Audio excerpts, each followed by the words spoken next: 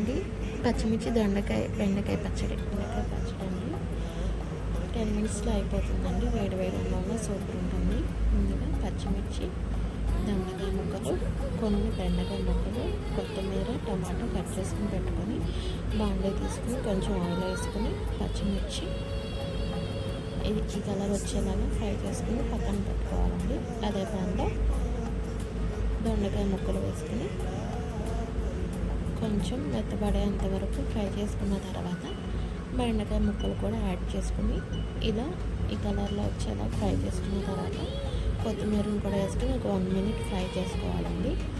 ఆ ఫ్రై చేసుకుని పక్కన తీసుకుని అదే ప్యాన్లో టమాటా ముక్కలు అలానే సరిపడా చింతపండు కూడా వేసుకుని సిమ్లో పెట్టుకుని ఇలా మగ్గించుకున్న తర్వాత